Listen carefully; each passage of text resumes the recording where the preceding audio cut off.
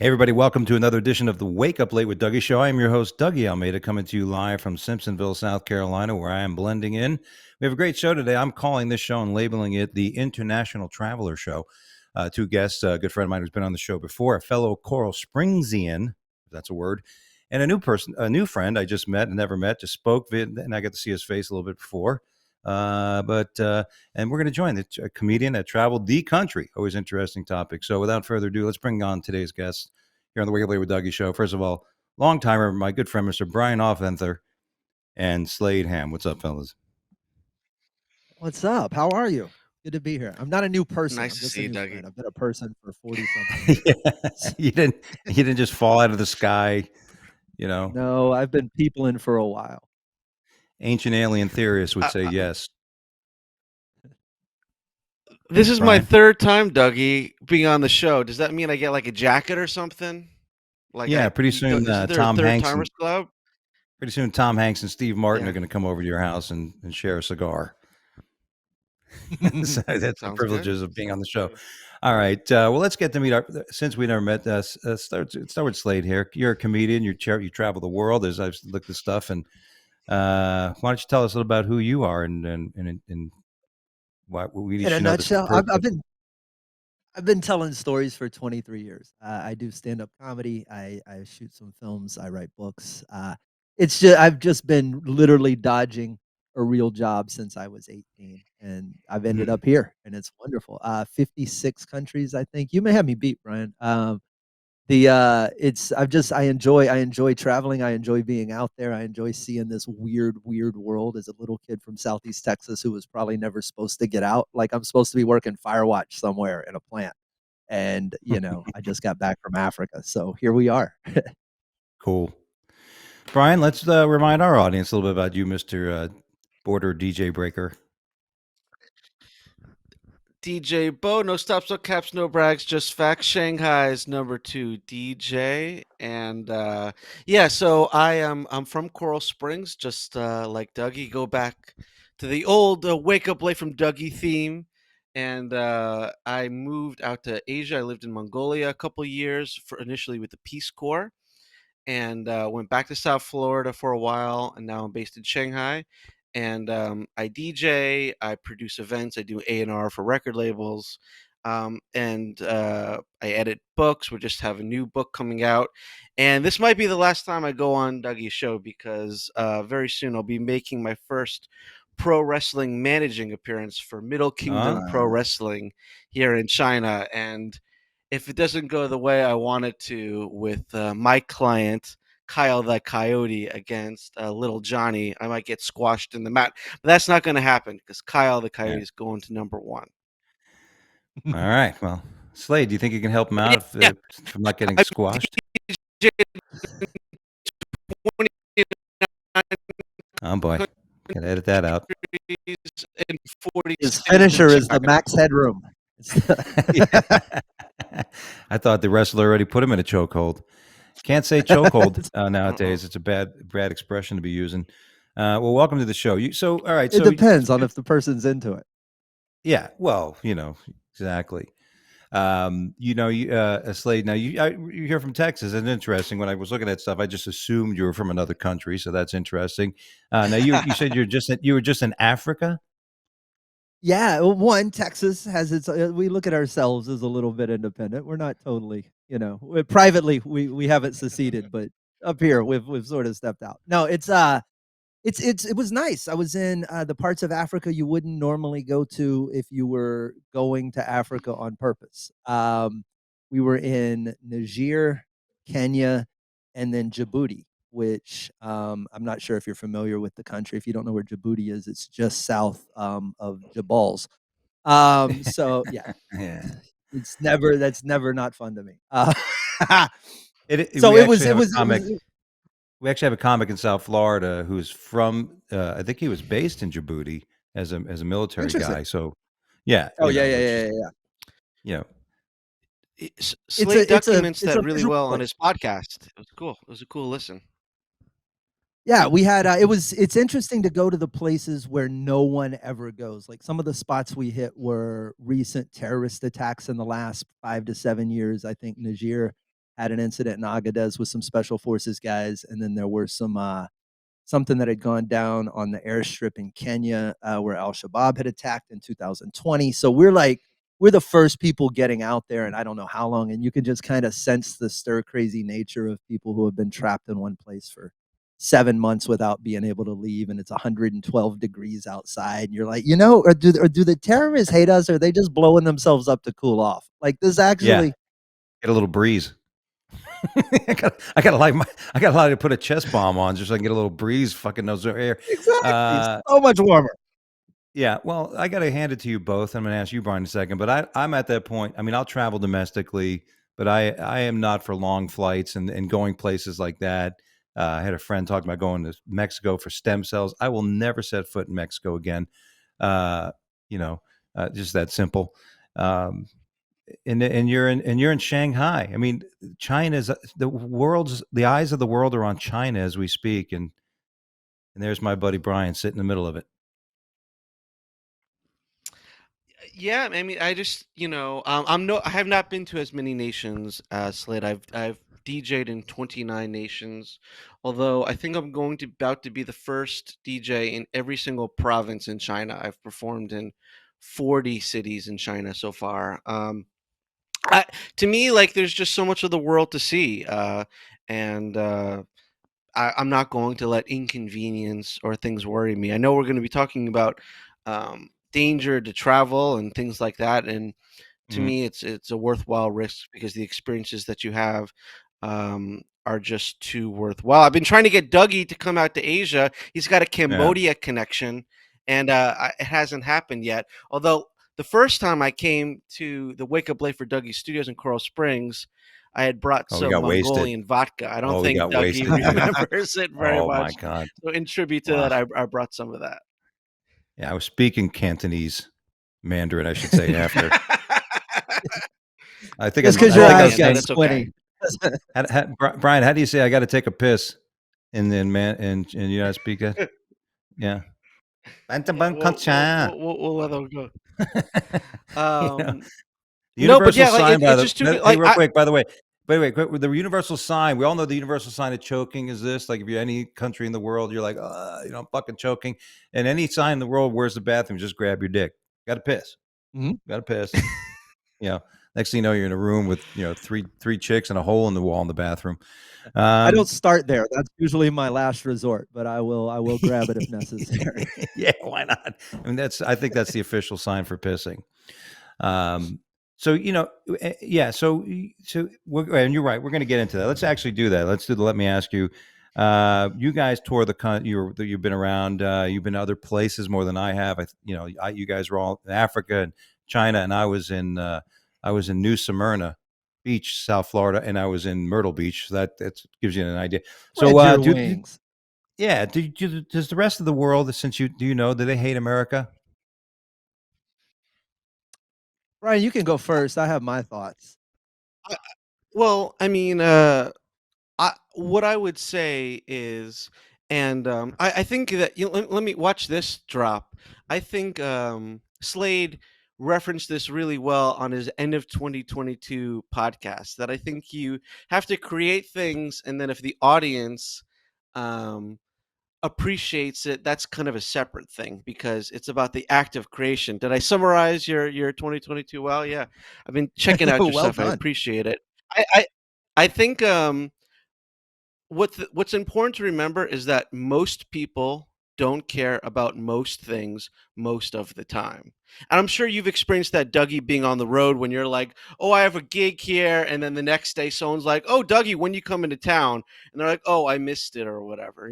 Most people are kind of in their circle, in their zone. So to say most people do anything other than go to their job and eat dinner is really much. Most people are in their bubble, and most people just you know it's just not even on their radar, and they appreciate Mm, American culture and things, but even the places that have been directly negative affected by American intervention, you get over things pretty quickly because you got your own shit to deal with.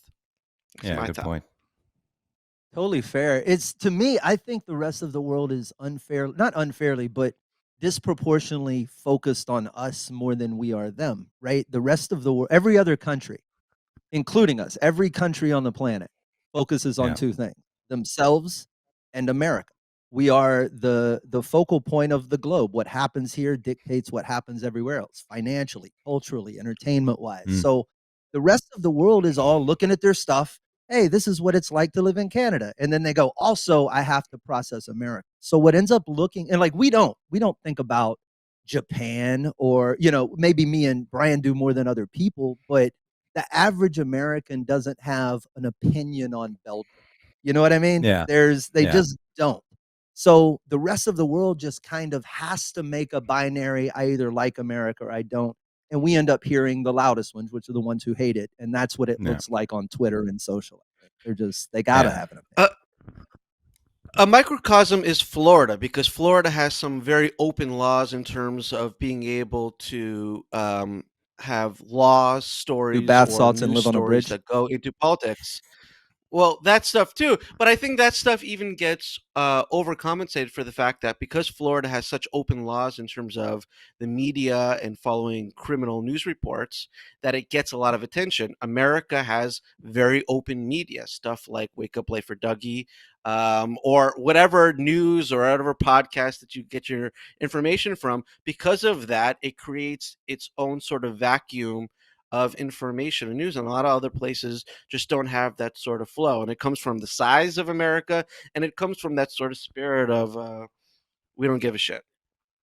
Right. Well, and also I think the people who hate America are always the people who hate some idea of America. They don't actually hate Right. America because they've never been to America. And you're like, if you just came, Yeah. there's so many reasons. Go to Detroit. Like, you can hate America. There's reasons. Yeah. It's just Yeah. not the ones they. Exactly. Go to San Detroit's doing Francisco. better. Go take a nice barefoot walk in the streets of San Francisco and tell us how much you like. There you go. Um, Acupuncture. Yeah, yeah, and it's free. And the hepatitis C you get with it.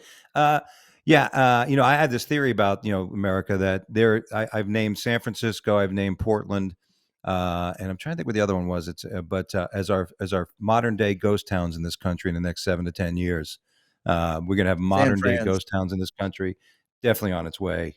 Th- th- Well, They said the same thing about New York in the '70s when they had white flight there, and then it gets cleaned up. Those major metropolitan areas have had their ups and downs. I think they'll be okay. Well, even like LA, I mean, people, listen, people are leaving California in droves, and now they're talking about reparations, but they may, I mean, it's never going to pass that. I don't think it's ever, but they're saying that people have to pay some sort of reparation.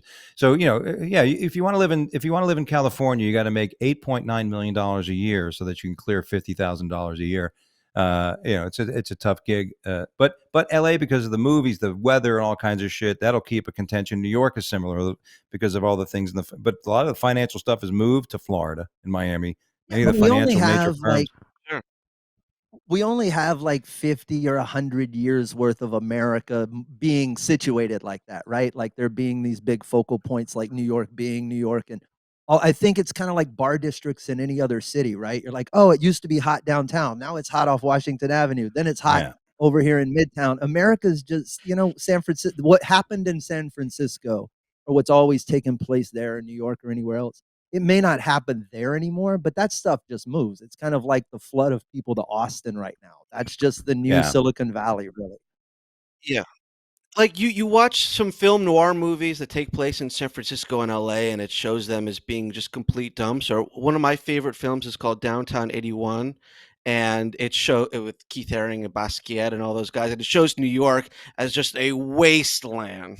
And by all means, with crack and everything else, there were some big issues, but now New York is New York again. hmm.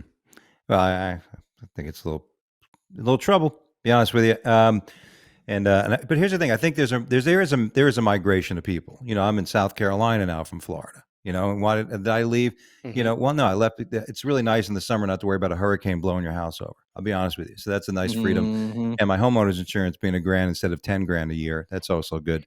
So these things will change. People will move, and these things will gradually change. And speaking of Florida, the NAACP and of course the LGBTQ have deemed Florida dangerous. Be careful. You're gonna die if you Yeah. go to Florida. interesting concept. Nevertheless, ranks at a 50 states, it ranks somewhere in the top 40 of hate crimes. So it's just interesting that we're seeing a day and age where Florida Florida should warn people about going to Florida. It should be part of their it should just be part of their outreach program. Hey guys, just come on in, but also here's a list of, you know what I mean, things to pay well, attention to. I think that's a great point. That stuff I is think, hyperbolic. Yeah. yeah, I think it's a great Yeah, point because at the that same, stuff is hyperbolic. Just like when people say people hate Americans, people say the same thing about traveling different places. On a one-to-one basis, everyone gets fucking along. It's cool. Well, you yeah, gotta look at right. a place like Florida too.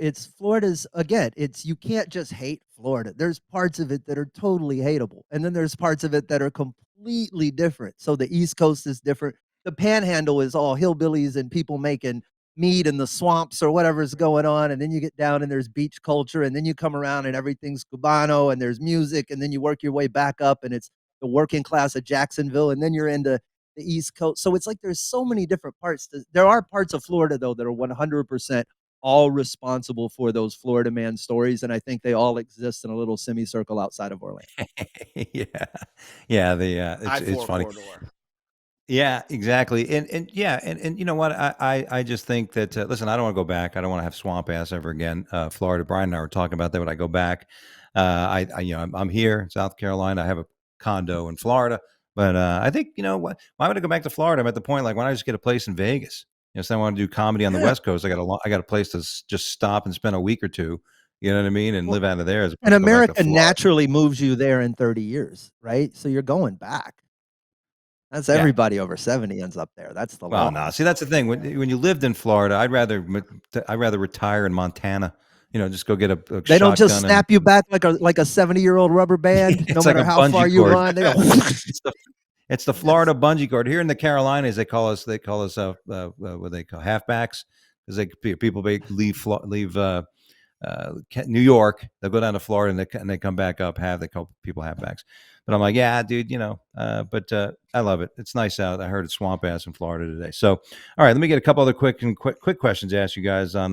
Here's a great question I got to ask you: is Lizzo sexy, Brian Offenther? Is Lizzo sexy? Come on, she pushed a bunch of stuff out there in her tape bathing suits and stuff, and saying, "Listen, I know I weigh 5,000 pounds, but I'm sexy." Okay, I'm just asking that question. I'm not asking if she's smart, intelligent.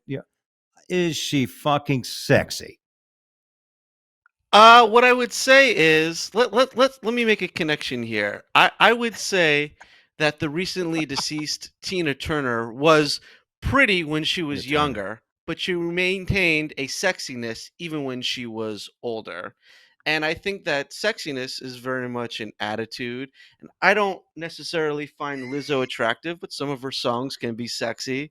And sure, she's pushing outrage and getting attention, but as a pop star, that's kind of her job. But I Right. would agree that when it gets to the point of unhealthiness, it's not necessarily the best thing to promote.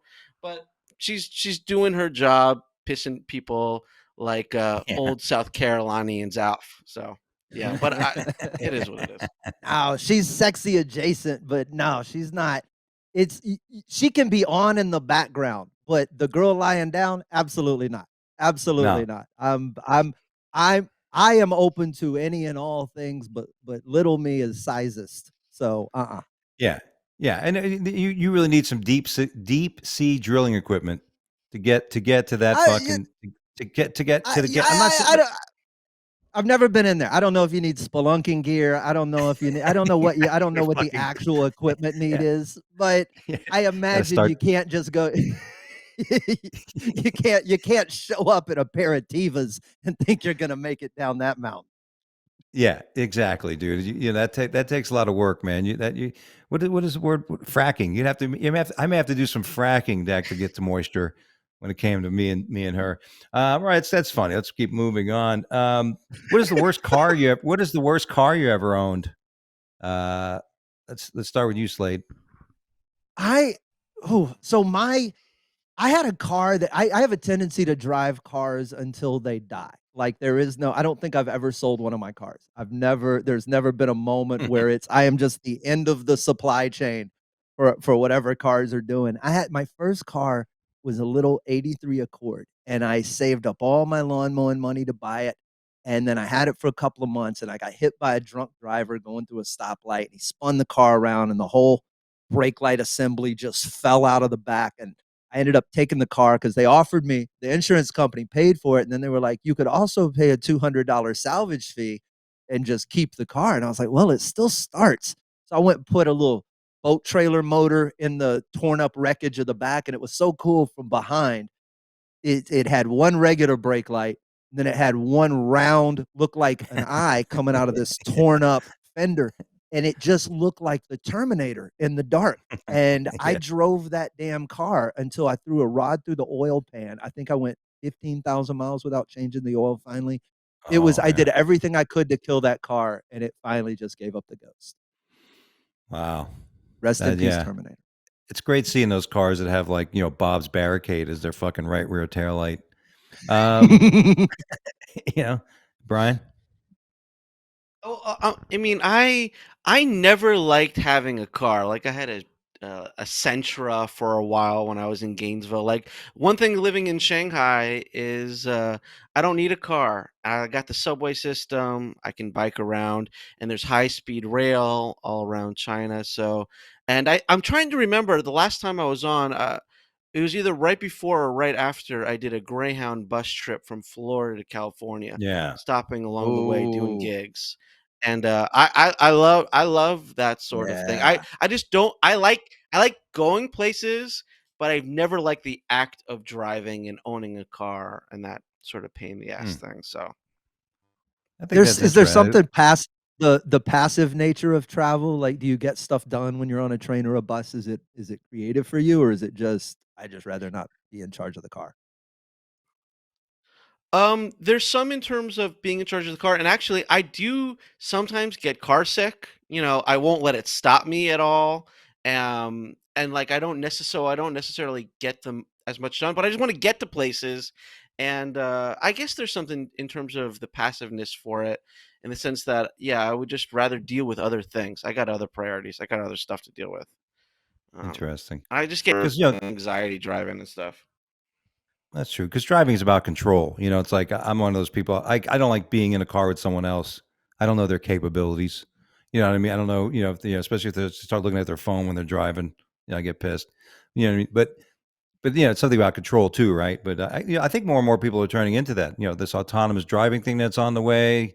We are not going to get into AI, which is a huge subject. But um, oh, that was interesting.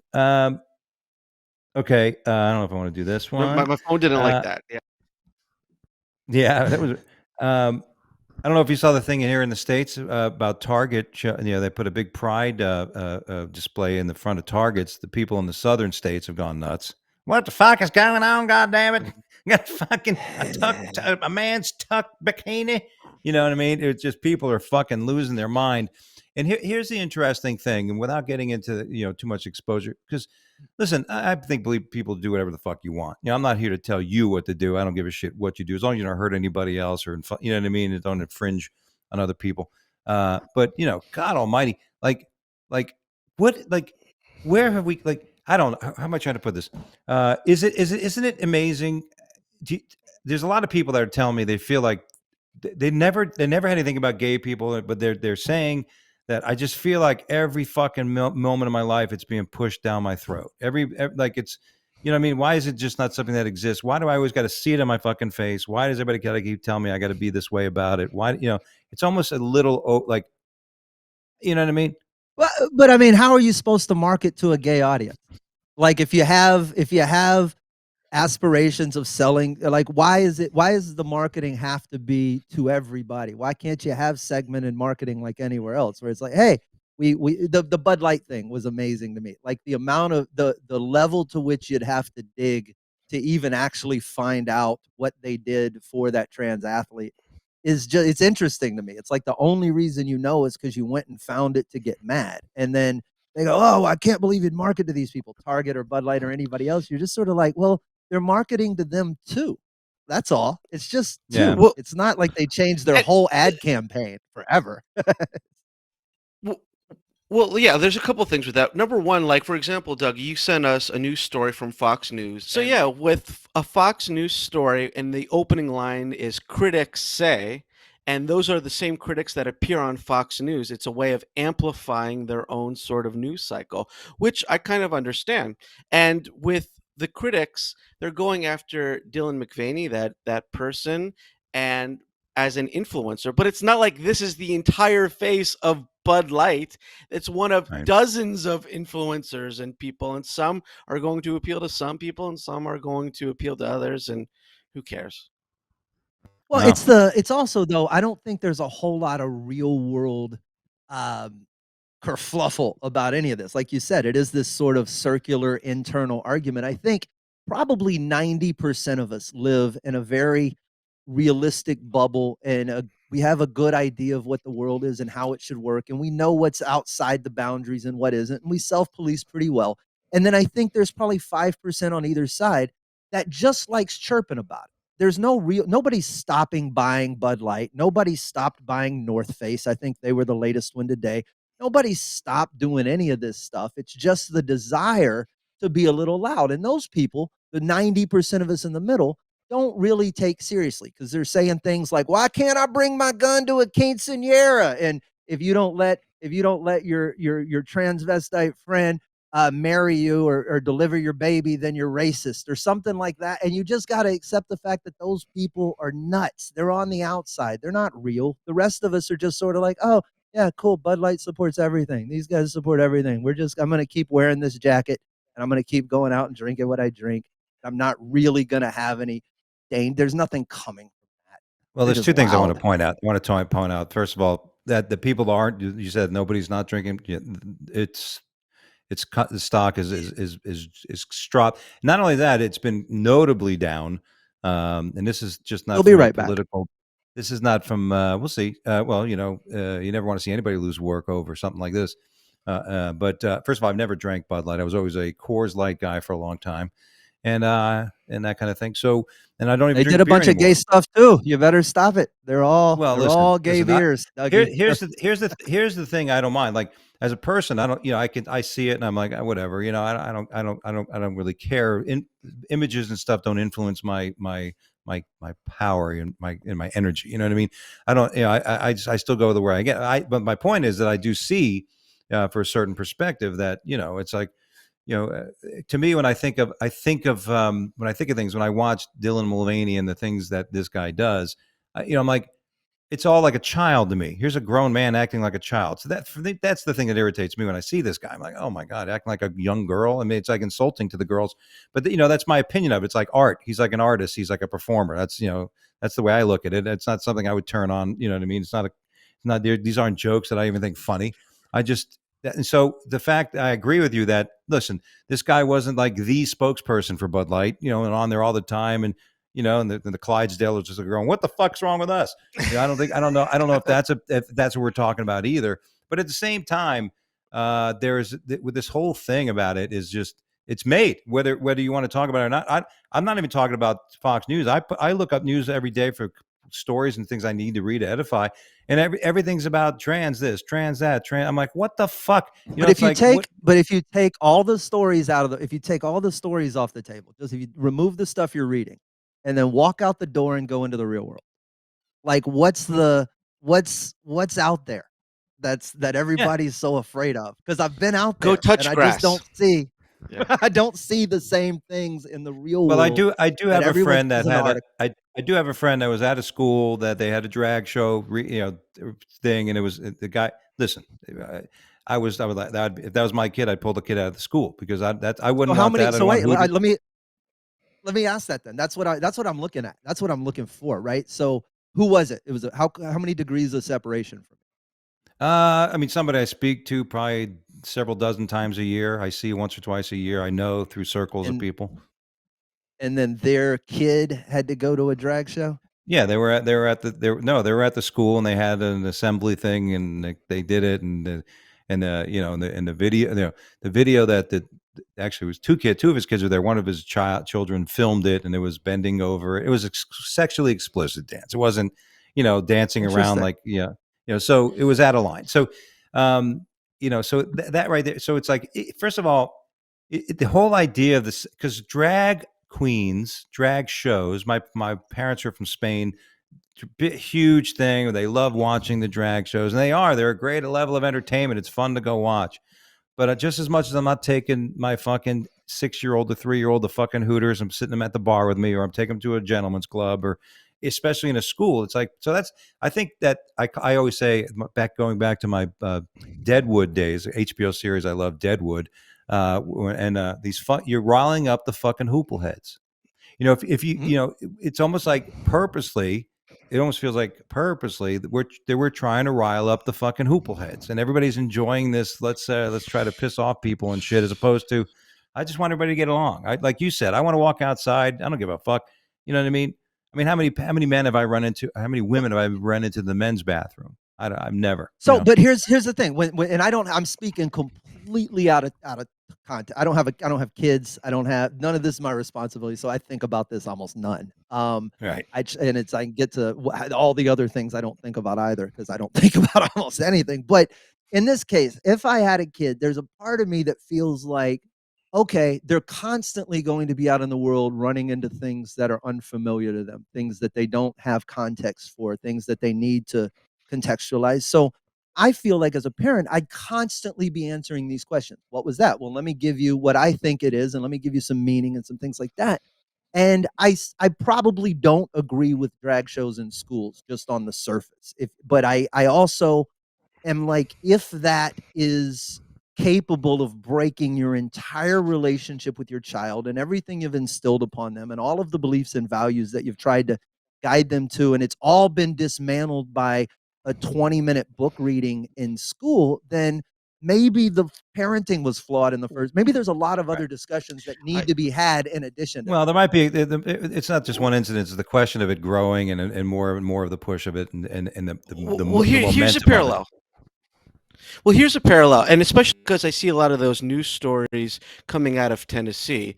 And one of my big beefs with Slade, because we have some serious issues to talk about, Oh is yeah, I lots of them. when, forgot. especially when those are generated out of Tennessee, and they're talking about the sexualizing of the youth and gender bending issues as well. When it comes out of Tennessee, which was the second home of Mr. Elvis Presley, when the exact same things were said about this guy with the longer hair, wearing the hot pink, and shaking his pelvis. Literally, some of the quotes can be transposed from 1956 when he signed with RCA Records to 2022, where he's bringing sexuality to children who should be in church or should be getting a more conservative form of education.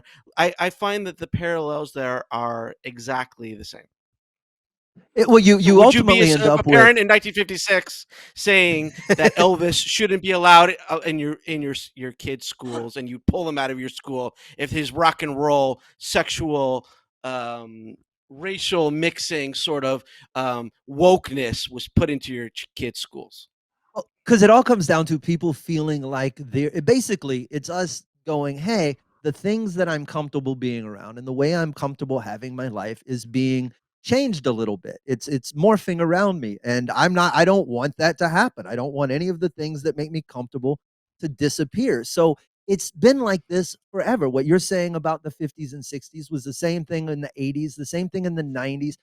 Every generation, the reason I know that the good old days sucked too was because they had good old days. That's the people in the 80s were like, remember when it was good old days back in the 50s? And the 50s were like, remember the 20, well, maybe not the 20, but there were, parts that you're just Yeah. constantly looking back and back and back. And I think this is just another one of those, oh, things are changing around me. It's my generational obligation to scream and yell and Yeah, bitch. get off my It, it, yard. it Well, goes back. You can read Mae West plays, and she was around from the 1920s on, and she's talking Mhm. about being nostalgic for the gay 90s. What were the gay 90s? It was the 1890s, and they called it that. No, that's an exact quote. They were called the gay Yep. 90s, and she was nostalgic for that period where that was the good old days. Yep. well, let me Every add one to of them. this. Let me add to this about the concern of progression, and once it reaches a line that should not have been crossed.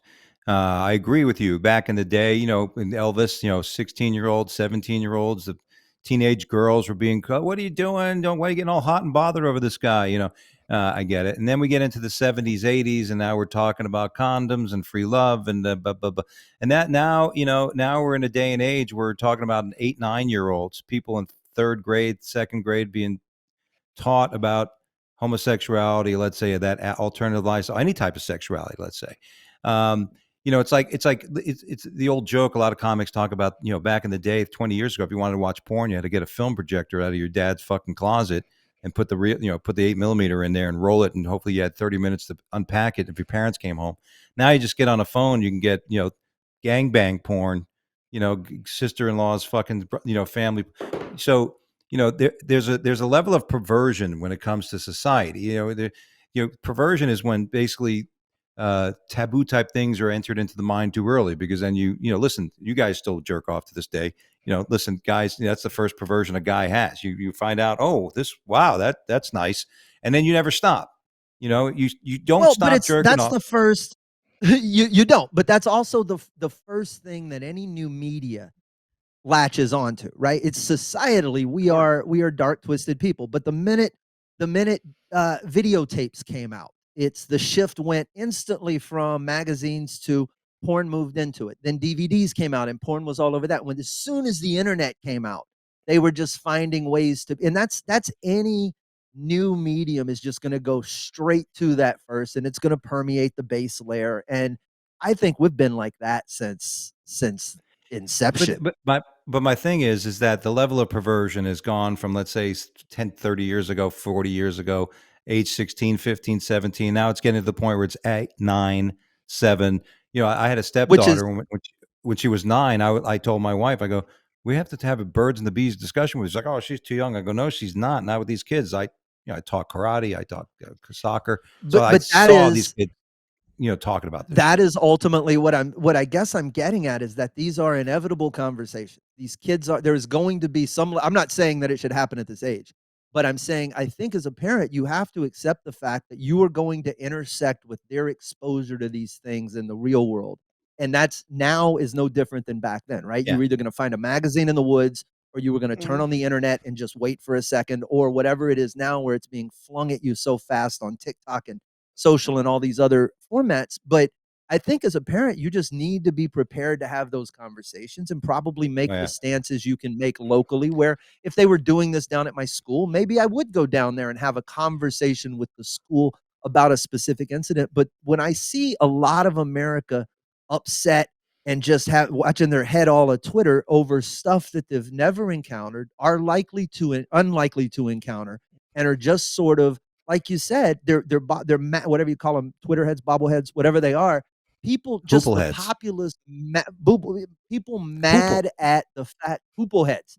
People mad at the fact that they've been led to anger. That's really it's just Well, this the weird interest. And let me just circular. say this real quick. Let me just say this real quick, because when it comes down to it, people are just not, because it's a funny meme that's out there, but like people getting mad about Dylan Mulvaney on a Bud Light can. The same people that are saying, why you get mad about that? Why you get mad about it? The same people that had to change Miss Butterworth bottles. You know what I mean? It's the same. It's a symbolism in these things that people are making outrageous. Like, which same thing you're saying. How outrageous is it? How Well, outrageous? but it goes But that goes both ways, and I'm not even saying that I'm far from liberal or conservative, but both ways. You could say that the people who were going, "Damn it, you shouldn't boycott syrup just because of this," are the ones boycotting Bud Light. It's both sides are equally as Well, it's hypocritical a in game in it's a that game instance. that they these mass mobs are playing now. This is the game that has started Mhm. because of what's happened, and now people are learning. Well, you know what? Fuck it. I don't like what I'm seeing, so guess You what I'm know, going to do? you can opt out. Yeah, You just exactly. That 100% agree with that. And when you go the wrong way in terms of repression, and you go to places like Japan where there's a lot of sexual repression, things will pop out. You cannot put your fingers in the dam. The places that look for the most gay porn are the places that are the most religiously conservative. We know those things. And the same way that Mhm. things can be overexpressed when they're under expressed, when they're repressed, that can be just as harmful to people as well. And I'm sure we all know people who have been in those situations. Yeah, And I good think there's point. a societal pendulum too that swings, and we are now on the overcorrection of the last correction, and this will correct We as well. You start to see it especially in stand-up comedy or in film or in TV or in all these other mediums that are just pushing back a little bit in a weird way, and that's not for good or bad. It's just how society works. This is how we reach equilibrium. Dougie, we're Floridians. Florida orange juice used to be represented by who was the woman? Anita Anita Bryant? Bryant, Anita Bryant. Yeah, Yeah. yeah, exactly. So yeah, she was a ultra conservative woman in Florida representing Florida orange juice. Who knows that? You and I know that. I'm a nerd. I know those things. He has no idea about that. Do you think anyone's going to give a shit about who's representing Bud Light in 20 years, in 10 years? No, it's No. going away. 1 Yeah. year. There you go. All right. Well, I think we did a good job with let me ask you. You guys can ask me something, but fuck it, we ran out of time to ask me any question. Um, you know what I'm saying? So How do you let's feel look. about Bud Light, Dougie? That's what Listen, I don't drink that piss water. Uh, honestly, I have lost 30. I broke under 200. I'm going to be in the 230 range. I was 278 about 3-4 months ago. I'm down to 239, 240 right now. So beer is not on my Nice. my daily consumption list. Congratulations. But Get heroin is get you high back in now. the So kickboxing ring.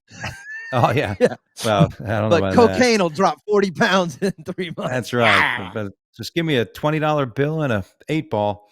Um, Well, this is one of the let's start with the first story. Critics explode over U.S. Navy's use of a drag queen to solve recruiting crisis. And it's interesting that it's funny when you watch like the Secretary of Defense, Lloyd, I'm trying to remember the fellow that talks like this, the big black guy. He was asked in a hearing, what's going on? He's like, I have no idea what's going on. It's just so funny. But I guess the simple comedic question would be, do you think a transgender, she's a transgender woman, right? Yeah, a guy who thinks okay. So he's a transgender woman. Do you think it's going to be effective to get people into military? I mean, either way, do we Why think it's not? going to work? If you're recruiting This the is not a new bravest of the thing. brave, this is if you're Yeah, recruiting that's a the good point. bravest Americans, I think that's where else should you look Yeah, other than the drag community? Great point. yeah. I mean, That's Yeah, can you imagine a bunch of there's lots of guys? pageantry, There's a lot. marching Can you bands, everything else. imagine they're jumping over the bunker. They're attacking the beach, and all of a sudden it's a bunch of guys in fucking bustiers and fucking high heel shoes with, oh, you can't shoot them. Somebody pull up a seat. Let's watch this fucking show. You never know. It There's might work. uniforms and face paint, and there's a lot of the gender uniform will things, and never this be goes back. tighter. Yeah, Yeah. there you go. Just Green's not our prim and color any. proper and you can do your Gre- makeup in the shoes. You can just Green is they're not our shiny. color anymore, boys. Adidas Pride 2023 women's swimsuit appears to be a model by a man. I don't know if you saw the photo, but it's a dude with a hairy chest wearing a fucking bikini. Now, like you said, Slade. I saw the picture, I saw the story. I'm like, okay, well, I wouldn't buy this article. I wouldn't buy this publication.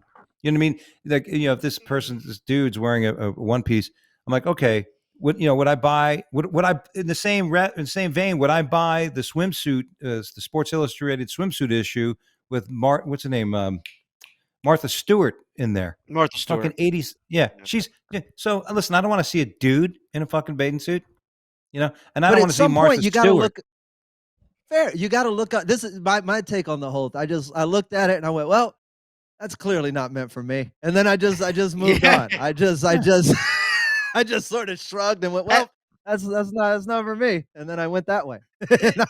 you, it's a libertarian position. I don't necessarily find it progressive necessarily. Just if this is what's going, they're going to try to make money.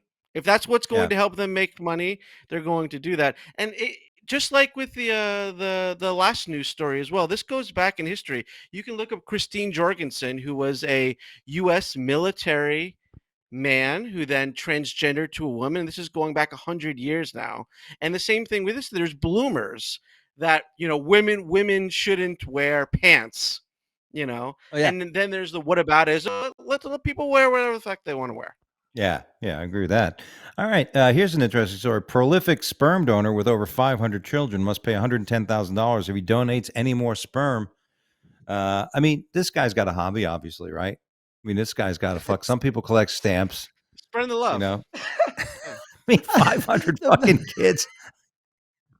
But they're threatening to fine him $110,000 if he donates again. Which I did the math real quick, and I figure at $100 a throw, he's gonna get fined basically double what he's made in his entire career. Yeah, But the particular the Career. fact that there's two things of note. One, the guy just basically decided that the Dutch can't stop him.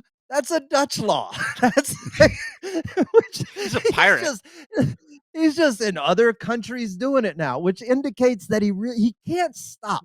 This man has like we're gonna find you 110,000, and I just picture him on the first bus out of Europe, just Yeah. furiously trying to hold it in until he gets out of the Shenzhen region or whatever it is he's doing.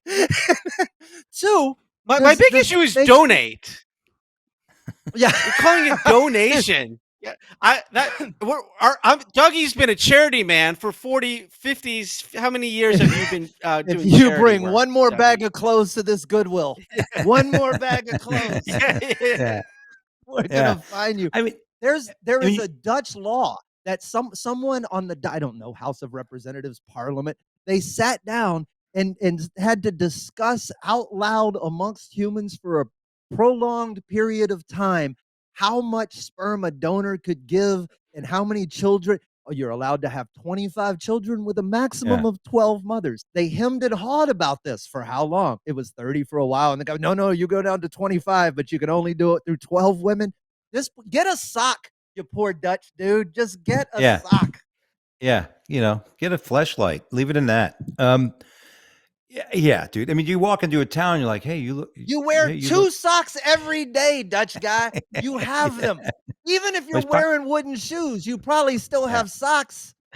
Yeah, there you go. Next story: lottery players tries to work after jackpot win in Iowa. That lasted about 5 minutes. Yeah, I know a lot of people that I've managed money for a living for 33 years, and I still do. And there's a lot of I have some clients who had won the lottery, and a couple of them had said, "Yeah, I'm not gonna. I'm gonna go to work, regular guy, and then a day in it. What happened? I told my boss to go fuck himself. Okay, that's what you do when you got $10 million in an account. So, I guess the question is, if you won an exorbitant amount of money, and I'm asking Brian because I don't think he's not about money. If you had won an exorbitant amount of money, would you quit your job? No, I take the position that I think Slade does as well. That I'm doing what I really enjoy doing. I remember at some point I was buying up a lot of dollar store sunglasses. I used to work in the Coral Square Mall at the dollar store, going back to the CS people there, and people would say, don't you wish you could afford nicer sunglasses? I was like, no.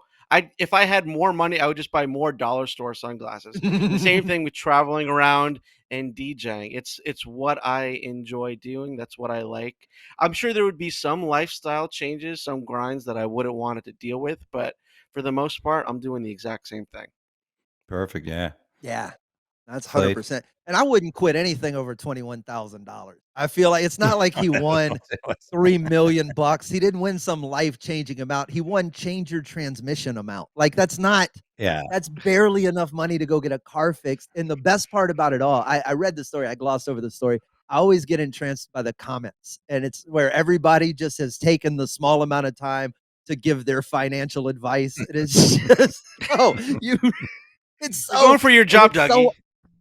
us to just come in and find the comment section of something about a dude we've never met doing an activity we're never going to see, having an impact on us that's never going to happen. And we still got to stop and go, you need X amount of money because you're going to have to set 30% aside for taxes and the other percent. So when it's all done, you're really only walking away with $12,374. You're like, bro, go back to work.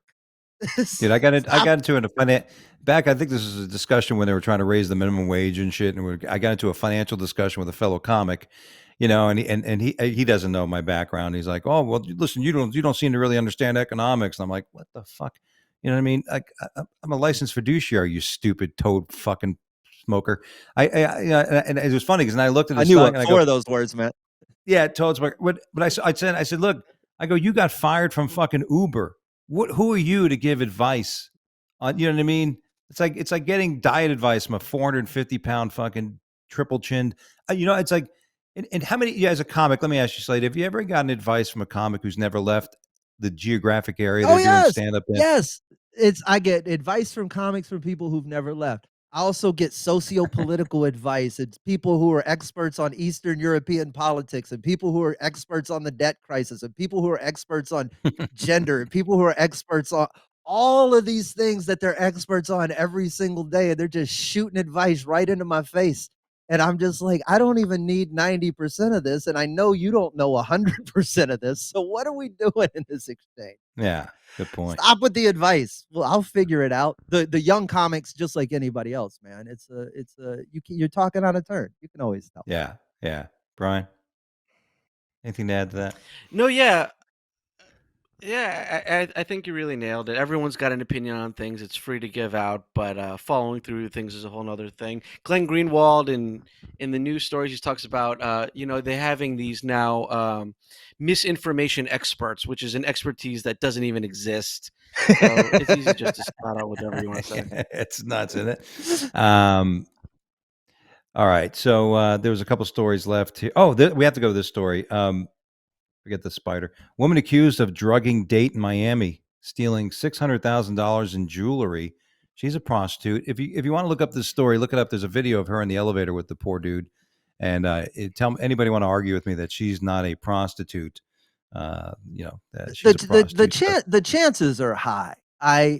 There's other ways to steal from somebody too. I'm a fan of the gypsy dog technique where you train the dog to eat the jewelry and then you sell it to the person and then they bring the dog home and the dog eats the jewelry and then they run back to you. That's way more effective than solo cups full of what I assume is promethazine or something, whatever she used to knock this poor guy Oh, out in his hotel and steal $600,000 worth of jewelry. That's on you, bro. That's not the safe was yeah. open. Come on, man. Don't act like she got in there and Ocean 11 you all by yourself. You were showing, look at this. Look what I got. Look what I got. Oh, can I get another sip of that? That's so delicious. Next thing you know, Oh, you're staring at your ceiling and she's 600K richer. Come on. yeah. Where's my shit?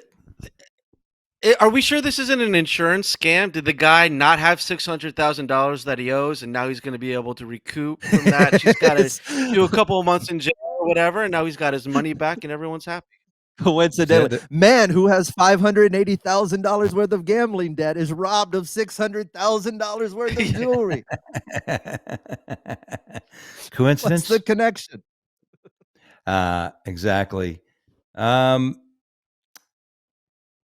Let's go. Let's call it stupidity. Driver mad. Somebody honked at him, opens fire, and the person he opens fire on is a former police officer. If you're gonna No, get into a dude, road rage, this is my thing. I don't think this is a police officer. If you read the article, it says public safety. What does it say? It doesn't say police public officer. safety officer. Yeah, public safety officer, which can be a lot of things. Are you an actual cop? Are you animal control? Are you a security guard? You just one of those halt motherfuckers? Are you one of those dudes? Like, I don't know that I think this is just an angry guy who used to be some sort of officer and they found a way to write an article around that. This dude, for all we know, chaperoned kids' birthday party. You know what I mean? Just a public Yeah. safety officer. He's the dude who stands Yeah. by the little yellow sign in a Chipotle, making sure you Yeah. don't slip and Yeah. crack your noggin. That's all it is. It's former Yeah. cop. Come on. Yeah. Yeah, he's the Public guy in the safety bank. officer. He's the guy in the bank A sleeping on dude the with a corner. whistle at a roller rink. Come on. All right, our last story, and I wanted Brian's going to probably take lead because Brian knows about this. China fines comedy troupe $2 million for a joke about the military. Yeah, you got to be careful about what jokes you tell in China. Yeah. I'm trying to figure out what angle I should take on this because I could talk about this a long time. And the most direct thing I can say is that has had direct repercussions for me. I sent Dougie a WeChat message, or Weixin, which is a social media app, where shows have been canceled in China, not just in terms of stand up, but in terms of all entertainment, including some DJ gigs. I None of my gigs were directly cut. They basically said a warning, hey, if we have to cancel this, we're not going to pay you your fee, it's not our fault, blah blah Right. blah. But other gigs 100% have been canceled, because the first thing that they do is they go over the foreigners, expats performing in China. Essentially, what how China runs in a lot of ways is what I call the Casablanca principle. And the Casablanca principle is that the officer comes in one day and says, "There's gambling in this establishment," and shuts down Rick's Cafe American, where in fact everyone knows it's been there the entire time, because there's just an uneasy agreement that things, in order for them to work, are going to have to happen illegally. You're not going to get every performance 100% vetted. So everyone knows those sort of things, and then people kind of toe up to the red line. I did reach out to comedy organizers here in Shanghai, in China, and they asked not to be named. I'm supposed to call them here a friend in comedy. And they take some different positions on it than I would, and I don't want to misrepresent them. See, like, I know Slade was compared to, I think, Hunter S. Thompson in his memoir there, his book of stories there. And I appreciate people like Lenny Bruce, who I have tattooed on my arm here, and that. But people who do comedy here full time, they really take the position that, hey, look, let's just avoid talking about certain things, and then we can get on with our gigs. And so this is a quote from my friend, and they said, the culture people are actually our friends. When the crunch comes and stuff gets stopped, it's a precaution. We should let them do what they need to do to stay out of trouble. We shouldn't just see everyone as the aggressor and spew this negativity at everything affecting us. It makes the road back a lot harder. People are just like everyone we talked about earlier. Most people don't care about most things. The people who do the cultural security jobs, they're just doing their jobs. I would take the position that's a sort of banality of evil, that it's not people doing negative active things, it's people just doing their job that causes issues. But I've talked on my soapbox here long enough. I don't know. What do you guys think? Well, It's a I mean, for me, there's a lot of countries where incidents like this have bubbled up. China certainly being one.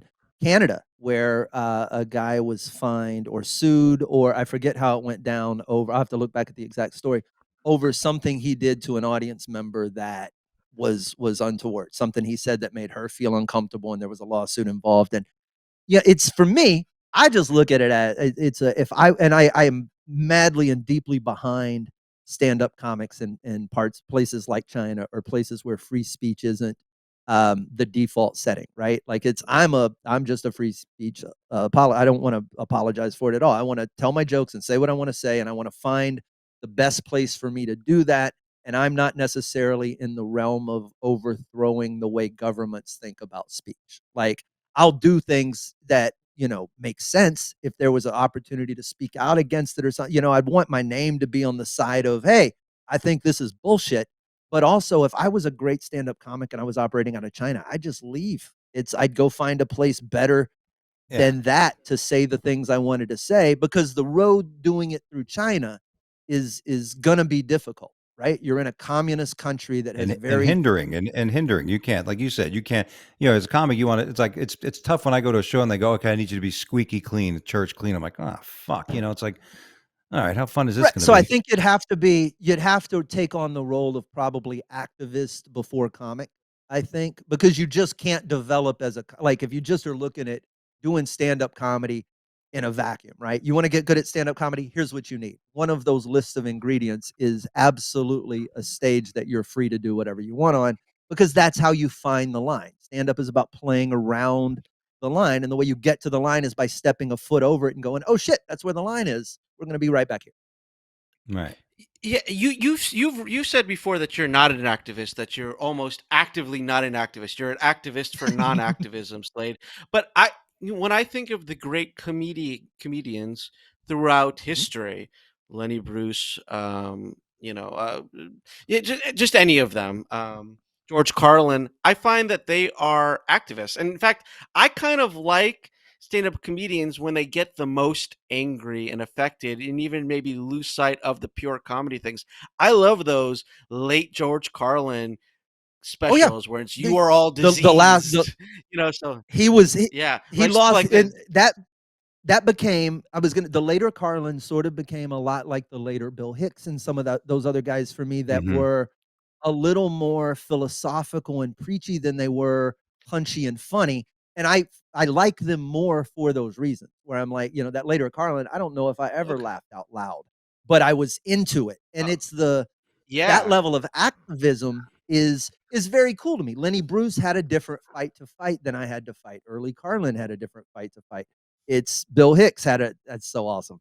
Bill Hicks had a different fight to fight, and now these comics have a different fight to fight. And I'm able to look at it from the standpoint of, all right, I got stuff to say, and should the need arise where I've got to defend stand-up comedy and our right to do this, I will. But right now, I don't feel like I'm in this shaky cancel culture, weird, uneven ground that Yeah, everyone says we're in. I feel like I'm pretty allowed. I wrote an entire special that says all the things I want to say, and I'm able to go on stage and perform it. And I'm about to record it, and it's all exactly what I want. And there's nothing in there where I'm like, oh, I had to take that out because we just live in that society that won't let me do it. It's actually I'm capable of not just saying the stuff I want to say, but even the stuff they don't want me to say because we live in a world where I'm allowed to do it if I'm clever about it. So I just, exactly. Yeah. poor Key, Chinese guy. key, key to the clever part. I told a comic, newer comic recently because he told that he thinks it's a great cancer joke, and it's not. And I said, dude, if you're gonna tell a joke about rape or cancer, it's got to be fucking really funny and something no one's ever A- heard. Other than that, Any it's joke, yeah, any you know what I joke's got mean. to start there. If you don't start with "Is this funny?" then your point or your soapbox or your message, all It's that all can get shock fucked. value. We're stand-up comics, bro. It's Yeah, you got to be that yeah. first. Otherwise, go It's do a it's TED it's talk. it's difficult to witness that kind of stuff. All right, so all right. That's our segment. Did you hear a few other things? But here's the thing: we're going to close on our show. Let's associate. This is where I bring up a word. Uh, they're all words today, and you guys either share a first thought, first expression, story quickly. But each of you guys will rotate on the word, and I'm going to start with Brian. The word is willingly. Willingly. Willingly, I am heading on the road this weekend. Willingly, it's all about will. It's all about what you desire and what you want to do, and that's the philosophy that I kind of live by. Yeah, I don't know. All What you right. think? There's no right answer. Slade. Oh, same word? Oh shit, I thought I Yeah. was getting out of that one. I didn't have an answer. Will willingly, very few things. I am there's only a couple of things that I allow inside of my circle of stuff I want to do, and I'm narrowing that down by the day. So willingly, very few things comes to mind. Gotcha. You'll be first this time. Provocative. Ooh, Lizzo. There Back to her. you go, In a Brian. minute, I'm gonna need anyway. Here's provocative. I DJ'd my first kink party in Bangkok. I had my first gig doing a at a swingers event there. Thailand is going off the rails now because they've legalized marijuana there. So it's become the real party central going on. And there was all sorts of interesting things going on. I had a wonderful time there. And so it was certainly a provocative experience and the first time. There's an old showbiz bit that if you haven't performed naked at some point in some sort of context, you're not really. Yeah, Uh, I think Flea from the Chili Peppers said that. Your first this time, Brian. Earth shattering. earth shattering, earth shattering, earthquakes, moving things around, earth shattering. I hope I don't get my earth shattered around me when I do my first pro wrestling event coming up.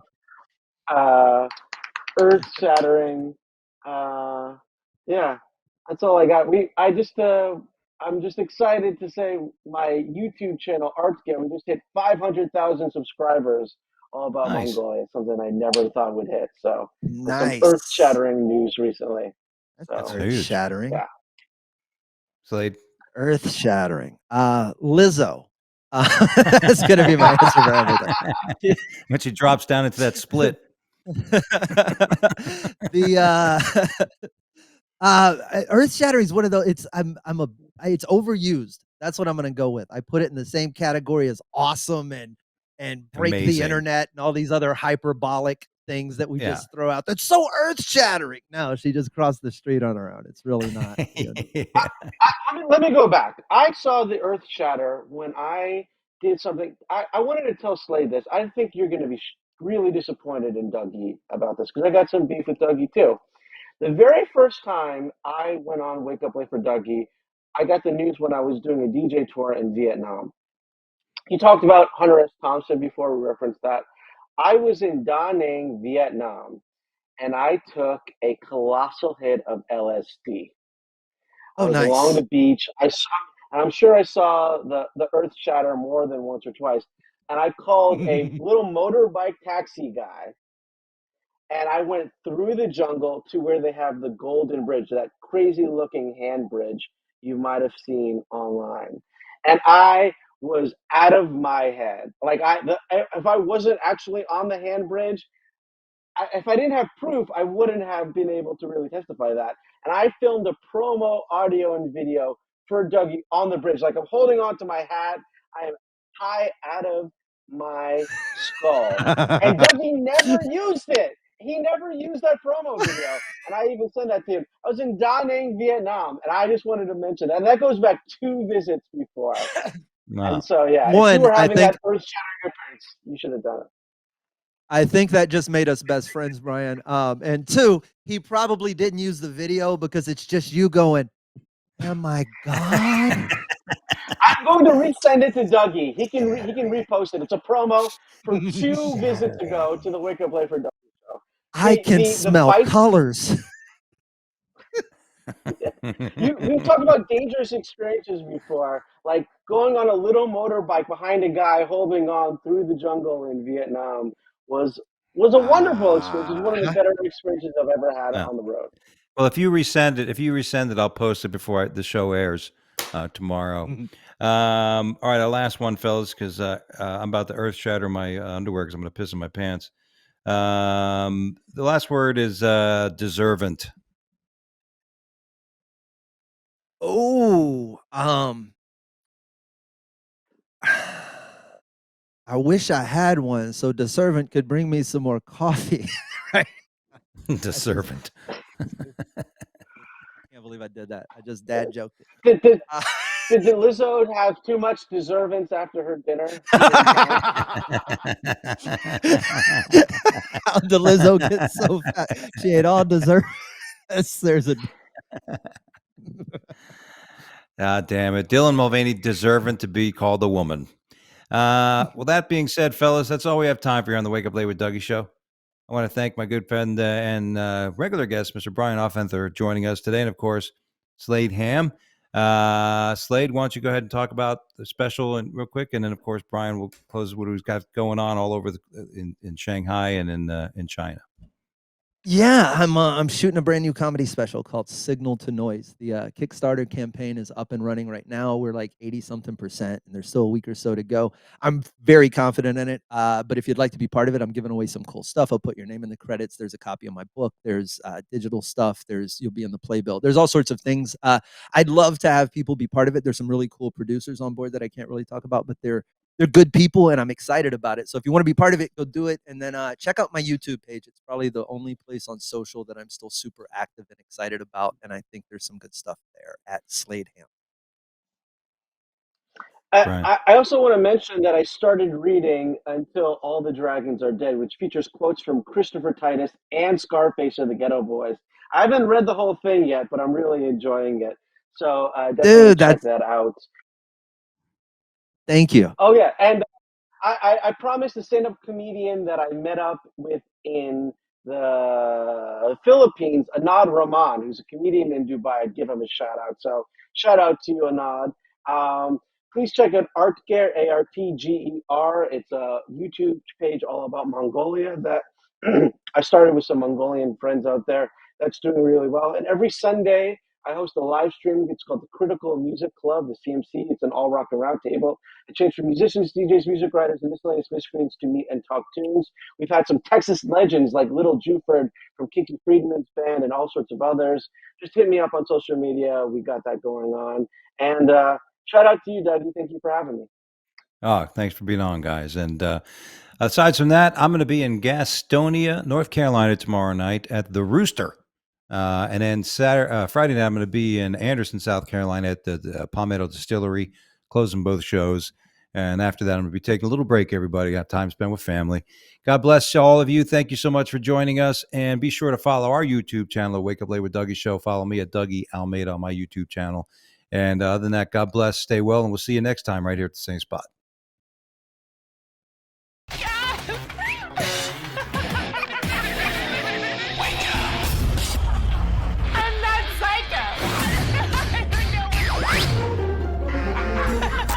Wake up. Wake up.